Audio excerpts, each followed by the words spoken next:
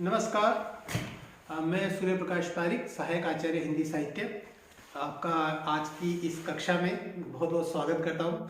आज की वस्तुतः ये कक्षा किसी विषय से संबंधित नहीं है, एक नए विषय से संबंधित है और पूरी तरह से जो आवश्यक है, इस समाज को जो आवश्यक है, एक युवा को जो आवश्यक है, इस देश को जो आवश्यक है, उससे संबंधित है।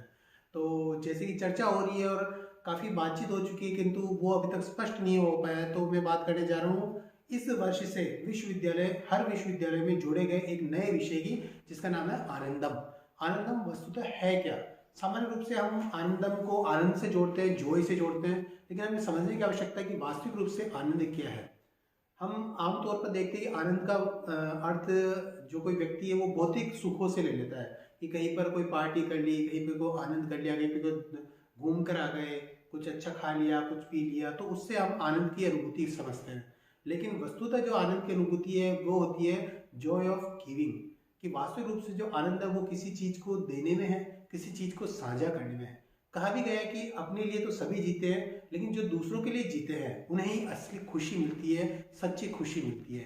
तो ये जो आनंद जो प्रोजेक्ट है वो एक आनंदम के रूप में आपकी विश्वविद्यालय, चाहे तो महर्षि दयानंद विश्वविद्यालय हो, चाहे मोहनलाल सुखाड़े विश्वविद्यालय हो, राजस्थान भर के समस्त महाविद्यालय के विद्यार्थियों के लिए ये कार्यक्रम लाया गया है और 2020-21 से ये कार्यक्रम लागू किया गया है। ये अभी फिलहाल बीए की बात करें, स्नातक स्तर की प्रथम कक्षा जो है, स्नातक स्तर के BA part first, BCom part first और बीएससी पार्ट फर्स्ट के लिए लागू किया गया है और उत्तरोत्तर ये आगे से आगे इसी कक्षा के रूप में जारी रहेगा। तो आज मैं आनंदम प्रभारी सूर्य प्रकाश पारिक आपको इस विषय में कुछ जो जानकारी है वो साझा करना चाहूँगा। सबसे पहले हम बात करते हैं कि आनंदम क्या है। तो आनंदम एक अनिवार्य विषय है जो आयुक्तालय राजस्थान कॉलेज शिक्षा द्वारा लागू किया गया है और इस अनिवार्य विषय में महत्वपूर्ण बात यह है कि अब तक जैसे विषय रहे, जैसे पर्यावरण अध्ययन की बात करें या अनिवार्य हिंदी या अनिवार्य अंग्रेजी की बात करें, तो उनके अंक तालिका में जुड़ते नहीं थे, वो केवल पासिंग विषय रहा करते थे, उत्तीर्ण करने लायक रहा करते थे। लेकिन पहली बार ये जो विषय है जो नैतिक शिक्षा से जो संबंधित है, सामाजिक सेवा से संबंधित है, हमारे कर्तव्यों के प्रति संबंधित है, ये एक ऐसा विषय है जो आपकी अंक तालिका में भी जुड़ेगा और अंक तालिका में जुड़ने के साथ ही जो सामान्य रूप से जो दूसरे विषय है, चाहे आप हिंदी साहित्य, भूगोल, राजनीति, जो भी विषय लें, उसके साथ में जैसे उनके 200 अंक जुड़ते हैं प्रति वर्ष, तो उसी ढंग से आनंदम के 100 अंक आपको अंक तालिका में जुड़ेंगे, यानी मार्कशीट में 100 अंकों का अंकन होगा और सेमेस्टर वाइज ये 50 अंकों का होगा। लेकिन सामान्य रूप से महाविद्यालय की जो शिक्षा है, अभी राजस्थान में कॉलेज शिक्षा है, बीए की बात करें, बीकॉम की बात करें, बीएससी की बात करें या फिर एमए और एमकॉम की बात करें, तो ये यहाँ पर ये 100 अंकों के रूप में जुड़ेगा, पहली बात। दूसरी बात जो महत्वपूर्ण आपको मैं बताना चाहूँगा कि इस वर्ष 2020-21 के अंदर ये केवल स्नातक प्रथम वर्ष के लिए ही है या स्नातकोत्तर प्रथम वर्ष के लिए ही है, पूर्वार्ध के लिए ही है। अभी जैसे कोई बच्चा अभी सेकेंड ईयर में पढ़ता है, जो फर्स्ट ईयर से सेकेंड ईयर में प्रमोट हुआ या सेकेंड ईयर से फाइनल ईयर में प्रमोट हुआ, उसका आनंदम के विषयों के अंक नहीं जुड़ेंगे, आनंदम विषय के अंक नहीं जुड़ेंगे, किंतु उसे भी एक डायरी मेंटेन करनी होगी। सेकेंड ईयर और थर्ड ईयर वालों के लिए बता रहा हूँ मैं, सेकेंड ईयर और थर्ड ईयर वालों को भी एक डायरी मेंटेन करनी होगी जिसमें वो अपने दैनिक किसी भी अच्छे कार्य की रिपोर्टिंग करेंगे और वो अपने गुरुजन को प्रस्तुत करेंगे और उसके बाद में उसके आधार पर उन्हें एक प्रशंसा पत्र प्राप्त होगा जो भावी उनके भविष्य के लिए अच्छा मददगार सिद्ध होगा। तो सामान्य रूप से बात करें कि जो आनंदम लागू किया गया बीए पार्ट फर्स्ट, बीकॉम या फिर बीएससी स्नातक प्रथम वर्ष और स्नातकोत्तर पूर्वार्ध के लिए लागू हुआ है, पहली बात ये होती है। दूसरी बात है कि कॉलेज टाइम में इसकी क्या भूमिका रहेगी। तो सभी प्रिंसिपल्स को निर्देशित किया गया है कि कॉलेज टाइम में 30 मिनट का आनंदम कालाश प्रतिदिन रहेगा और इसमें जो मेंटर्स रहेंगे, मेंटर्स क्या होंगे जिसके भी आगे चल के हम बात करेंगे, तो मेंटर्स अपने हर समूह के विद्यार्थियों को समाज सामुदायिक सेवा या फिर व्यक्तिगत सेवा के लिए प्रेरित करेंगे। अगली हम बात करें तो हर विद्यार्थी 2 प्रकार की गतिविधियां करेगा। हर विद्यार्थी 2 प्रकार की गतिविधियां, पहली गतिविधि तो होगी व्यक्तिगत गतिविधि, जिसमें उसे बताया जाएगा कि उसे क्या करना चाहिए और उसके लिए उसे एक डायरी मेंटेन करनी पड़ेगी। और सामुदायिक गतिविधि के अंदर उनका एक समूह बनाया जाएगा, 10 से 12 बच्चों का एक समूह बनाया जाएगा, विद्यार्थियों का समूह बनाया जाएगा, व्हाट्सएप ग्रुप के माध्यम से एक समूह बनाया जाएगा और उसके बाद में उन्हें एक कार्य सौंपा जाएगा। जैसे कि किसी स्थान पर कोई बावड़ी जीर्ण शीर्ण अवस्था में है या फिर कोई गढ़ किला बुरी अवस्था में है या फिर कहीं पर जल व्यवस्था विद्यार्थियों द्वारा कोई प्रयास किया जा सकता है, तो उन पर कार्य किया जाएगा। और अगली बात करें तो महाविद्यालय स्तर पर प्रोजेक्ट असेसमेंट एजेंसी का निर्माण होगा। जैसे मैंने आपको बताया, जैसे बावड़ी का पुनरुद्धार करना, जीर्णोद्धार करना है, ठीक है, यानी जल स्रोत को सफाई करना, इस ढंग का एक कार्य ले लिया, तो उसको कहा जाएगा, एक प्रोजेक्ट कहा जाएगा, परियोजना कहा जाएगा। और उसकी पूरे महाविद्यालय स्तर पर जितने भी जो प्रोजेक्ट तैयार करेंगे उनके आधार पर उनका निर्माण होगा। जैसे एक उदाहरण के तौर पर मैं आपको बताना चाहूँगा कि किसी महाविद्यालय में 100 विद्यार्थी पढ़ते हैं, कि BA पार्ट फर्स्ट में 100 विद्यार्थी पढ़ते हैं, उस महाविद्यालय में 4 व्याख्याता है, तो क्या किया जाएगा कि जो 4 व्याख्याता हैं उनको 100 विद्यार्थियों को वितरित किया जाएगा। हर शिक्षक के पास में 25-25 विद्यार्थियों का समूह बन जाएगा। फिर वो शिक्षक क्या करेगा, हर एक शिक्षक के पास में 25 विद्यार्थियों का समूह होगा, तो हर शिक्षक 25 में से 12-12 विद्यार्थियों या 12-13 विद्यार्थियों का एक समूह बनाएगा, तो उसके पास में 2 समूह हो गए। तो इस ढंग से अगर हम देखें तो पूरे 100 विद्यार्थियों में 8 समूह बन गए। 8 समूह है, अपनी अलग अलग गतिविधियां करेगा। हर समूह अपनी एक सामूहिक गतिविधि भी करेगा और हर विद्यार्थी अपनी व्यक्तिगत गतिविधि भी करेगा। विद्यार्थी व्यक्तिगत गतिविधि करेगा, उसे डायरी में मेंटेन करेगा, और समूह जो गतिविधि करेगा, जो 12 बच्चों का या 13 बच्चों का जो एक ग्रुप बनाया गया, वो जो गतिविधि करेगा उस प्रोजेक्ट को निर्माण करेगा और प्रोजेक्ट को फिर जमा कराया जाएगा। ठीक है, इस योजना का उद्देश्य वस्तुतः क्या है? इस योजना का उद्देश्य कि समाज के साथ जुड़कर संवाद करने, समाज की समस्याओं को समझने व सुलझाने के लिए उत्साहित करना है। आज देखिए, सबसे बड़ी समस्या क्या है कि आज का जो युवा केवल और केवल अपने रोजगार तक सीमित हो गया है, कि उसे नौकरी पानी जैसे तैसे करके वो क्या पढ़ रहा है क्या नहीं पढ़ रहा है, उसको बस केवल अपने पढ़ाई से मतलब है या फिर अपने मनोरंजन से मतलब है, और वो पूरी तरह से समाज से कट गया है। और ये जो समाज से वो कटा, तो निश्चित तौर से वो एक ऐसे समाज का निर्माण करने जा रहा है जिसमें आगे चलकर एक बड़े की भूमिका निभाएगा, तब उसे एक खोखला समाज मिलेगा जिसके में कोई भी व्यक्ति किसी भी कार्य के प्रति जिम्मेदार नहीं रहेगा। तो मूलतः महाविद्यालयी छात्रों में एक जिम्मेदारी का भाव विकसित करना है, एक कर्तव्य का भाव विकसित करना है, जो वो अपने समाज के प्रति दायित्व निभाएगा। इसमें देने व साझा करने की खुशी के प्रति संवेदनशील करना है, कि वस्तुतः विद्यार्थियों के मन में यही है भाव है, या फिर युवाओं के मन में ये भाव है कि लेने में ही खुशी होती है, जबकि एक जो भाव विकसित करना वो है कि देने में वस्तुतः कितनी खुशी मिलती है, ये भाव विकसित करना उद्देश्य रहेगा। जैसे कि मैं आपको बता चुका कि 2 प्रकार की गतिविधियां रहेगी, व्यक्तिगत गतिविधि और सामूहिक गतिविधि इसके अंदर रहेगी। तो जैसे व्यक्तिगत गतिविधि का मैं उदाहरण देना चाहूँगा कि व्यक्तिगत गतिविधियाँ किस प्रकार से रहेगी, कि व्यक्तिगत गतिविधियों में क्या क्या किया जा सकता है। सुझाव है, जैसे कि अभी आप कक्षा पढ़कर निकले हो, सभी शिक्षक निकल चुके हैं, सभी विद्यार्थी निकल चुके हैं और लाइट और पंखे चल रहे हैं, तो एक विद्यार्थी का व्यक्तिगत काम ये रहेगा कि अगर लाइट पंखे चल रहे हैं तो उसे वो बंद कर दें और इसको अपना एक अच्छा कार्य गिने, खुद को शाबाशी दें, और फिर उस कार्य को आप अपनी डेली डायरी में लिख सकते हैं। स्कूल कॉलेज सार्वजनिक स्थल कार्यस्थल में व्यर्थ बहने वाले जल, नल का जल जो निकल रहा है, जो उपयोग में ना, उसको बंद कर दें। अगर कहीं पे पानी वेस्ट हो रहा है तो उसको बंद करके आप जल संरक्षण में अपना योगदान दे सकते हैं। रिहायशी या सार्वजनिक स्थानों पर प्लास्टिक कचरा, टायरों आदि को जलाने को हतोत्साहित करें। अगर कहीं पे टायर जलाया जा रहा है, टायर जलाने से बहुत ज़्यादा प्रदूषण होता है, या फिर कहीं पर कोई प्लास्टिक कचरा जलाया जा रहा है, तो उसके लिए उसको जला, तो आप जाके उसको मना कीजिए, पर्सनली जाके आप मना कर सकते हैं, भाई ये बहुत गंदी बात है, इससे नुकसान होगा। कोई नदी में कचरा फेंक रहा है तो उसको रोक सकते हैं कि भाई ये गलत बात है। तो ये व्यक्तिगत कार्य है। वृद्धजनों की मदद करना, कोई वृद्धजन अगर जा रहा है और अगर अपना कार्य नहीं कर सकता, भारी सामान उठा के ले जा रहा है, आप जाए उसकी मदद कर दे, उसका कोई भी सामान है वो उठा ले, उसको ले जाए, तो उसको अपने डेली डायरी में लिख सकते हैं कि आज मैंने ये अच्छा कार्य किया। इससे क्या होगा कि ये केवल आपके अंक तो बढ़ाएगा आनंद के, आप अपने अंदर भी एक अच्छी भावना अनुभव करेंगे, कुछ गुड फील करेंगे आप इससे संबंधित। किसी को जानवरों से क्रूरता करने से रोकना, कोई अगर परेशान कर रहा है, कई बार हम देखते हैं कि दीपावली या फिर ऐसे किसी अवसर पर कुत्तों की पूंछ पर या गधों की पूंछ पर पटाखे बांध दिए जाते हैं, या फिर बहुत गलत कार्य किए जाते हैं जानवरों के साथ में, तो उसको रोकना चाहिए हमें। सुनिश्चित करें कि कागज का दुरुपयोग रुके और कोरे कागज के दोनों तरफ हो, ये भी आप लिख सकते हैं।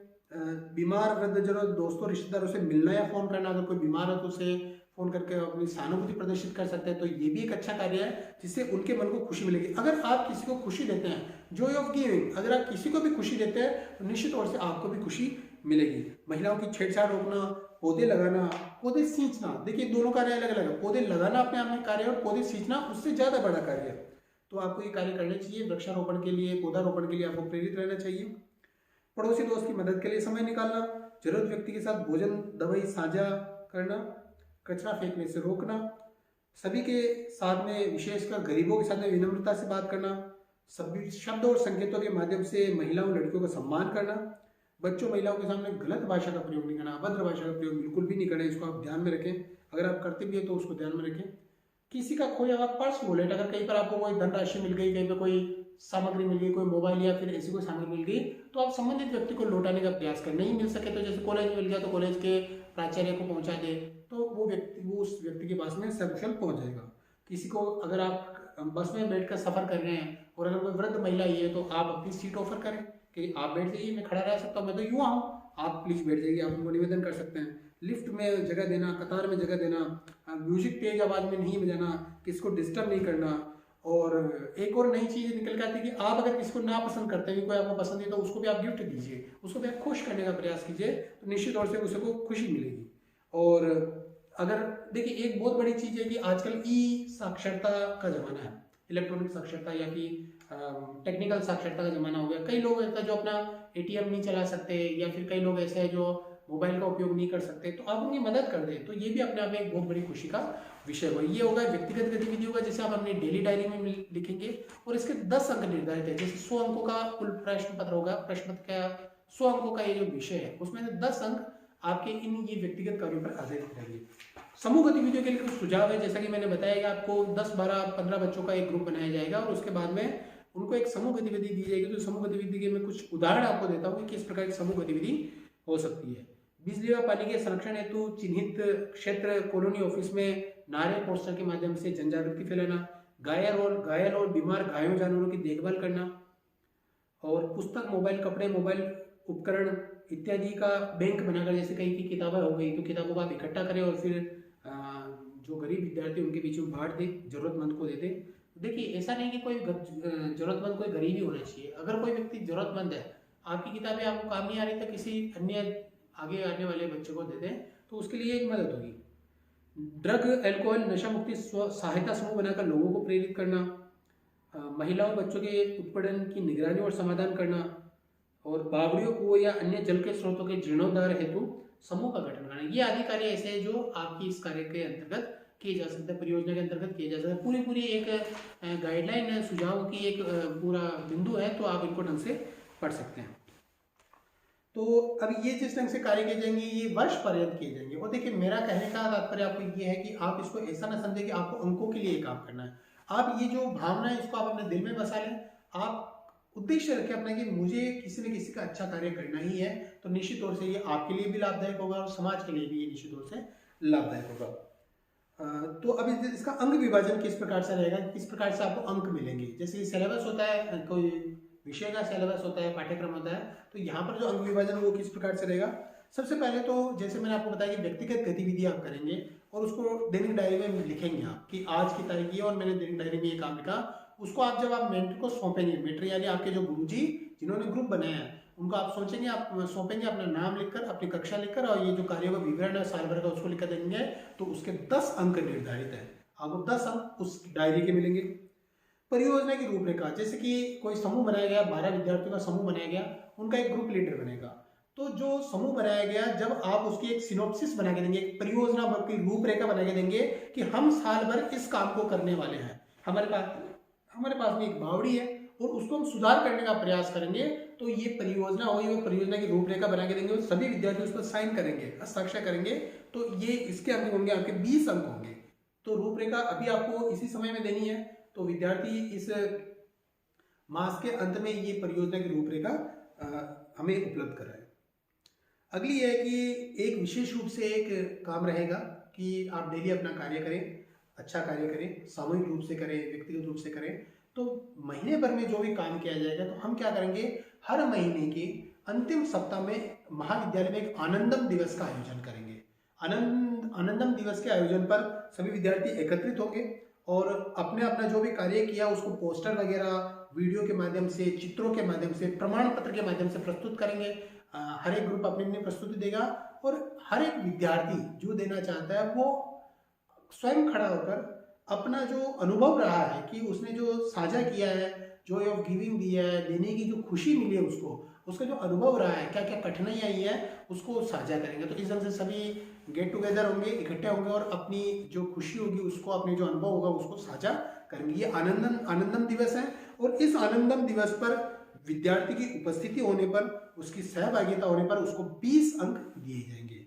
तो 10 अंक दैनिक डायरी के, 20 अंक परियोजना की रूपरेखा के, सिनॉप्सिस के, और 20 अंक रहेंगे आनंदम दिवस पर उपस्थिति या भागीदारी। तो इस ढंग से 50 अंक तो ये हो गए। अब 50 अंक जो शेष रहे वो रहेंगे कि जब आपको एक परियोजना दी कि भाई हमने इस बावड़ी की सफाई का निर्णय लिया है, हमने इस कुएं की सफाई का निर्णय लिया है, हमने पूरे गांव की स्वच्छता का फैसला लिया है, तो साल भर बाद में उसका प्रोजेक्ट बनाएंगे कि भाई आपने किस ढंग से ये रूपरेखा रखी, फिर उसमें आपने स्टेप बनाए, आपने उस स्टेप को धीरे धीरे क्रॉस किया, पार किया और सफलतापूर्वक आपका जो उद्देश्य वो सफल हुआ, तो इसका एक प्रोजेक्ट बनेगा। उस पूरे प्रोजेक्ट के 50 अंक निर्धारित है और 50 अंकों में भी जो विभाजन है, छात्र समूह द्वारा अपनाए गए प्रोजेक्ट गतिविधियों का वीडियो बनाना होगा। ऐसा नहीं कि भी आप कहें और मान लिया जाएगा, उसका एक वीडियो बनाना पड़ेगा और वीडियो अपलोड करना पड़ेगा।